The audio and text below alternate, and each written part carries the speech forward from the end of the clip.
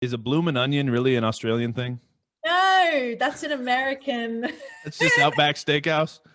It's so funny you say that because I was having this conversation with people recently. Like I was mentioning that I'd gone to that restaurant and I was like, what is a bloomin' onion? And they're like, Bloomin' onion. bestseller, you know? I'd never seen it before in my life till I was in America and I went to Outback Steakhouse. Yeah, we Americans can figure out how to make any healthy vegetable unhealthy by deep frying it. Deep fry. Right. So one thing that I want to ask you, because I'm curious how it works in different cultures. You were talking about connecting with people, and one of the things that I'm really passionate about, and I learned this recently from folks like Gary Vee and Brad Lee, is they talk about, to get trust from your people. Jocko Willink, he talks about this.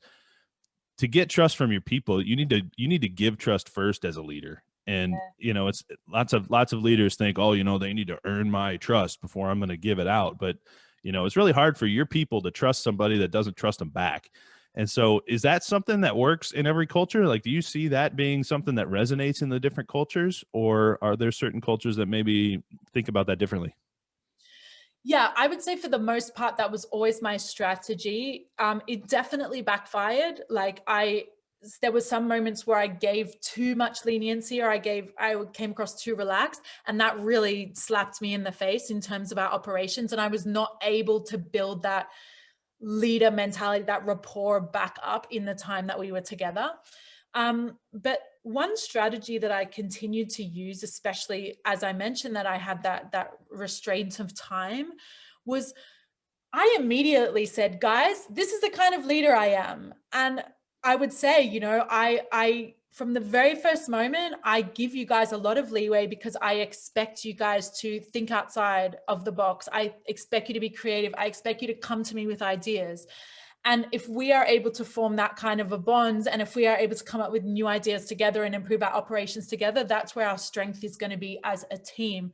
And I say, I don't micromanage. And I say, but the minute that you guys take advantage of that can quickly change.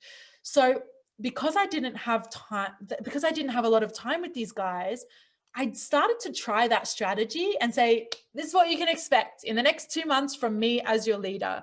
And I have to say that for the most part, it really did work, because now, after me talking for 10 minutes, now they kind of get it. They get me. They know who I am. And they also know, I think, if they're going to respond to it, or if they're like, that doesn't sound good at all. But at least they know, right? And at least I can get their feedback, even visually, straight away. And so, but I also think sometimes that takes a bit of courage to go, this is the kind of leader I am.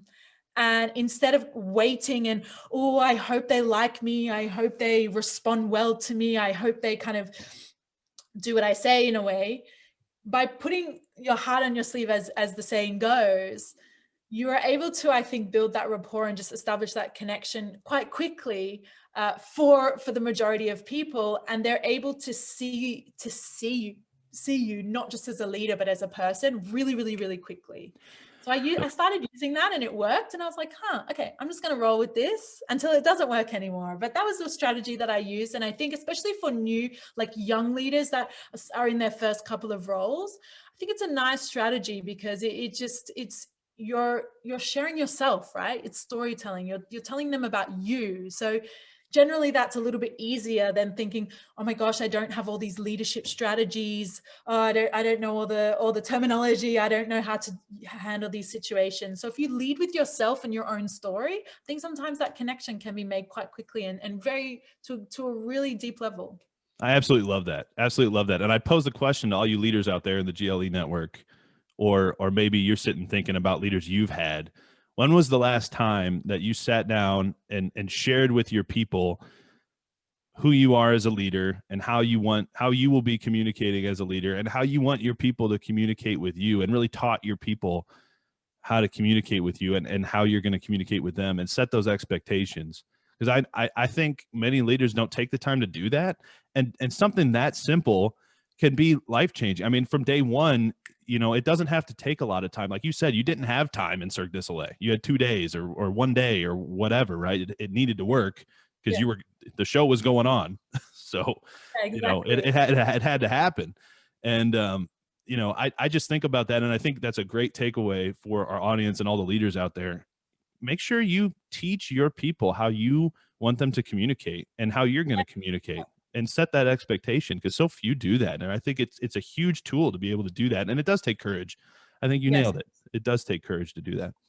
I think it takes courage, and I also think you have to live up to what you've just said, right? If you Right. say, you know what, I'm not a micromanager, and then a week later you micromanage the hell out of your team, then immediately the trust is gone, and there's no Sure. point in starting with that conversation. So as long as you're able to live up to the hype that you just created around your own leadership style, I think it's a great strategy. It's definitely worked for me in my experience. Well, for sure. And I think you can set the expectation too, since nobody's perfect, right? We're not going to be perfect in our leadership. So you can, like, that's another expectation you can set, like, hey, look, I'm not perfect and I might fail at this. And I just want y'all to know, none of us are perfect. And I know y'all are going to probably have failures too, and we'll work through those together. But this is where I want to go. And I think that's amazing. That's a great piece of advice we need to remember.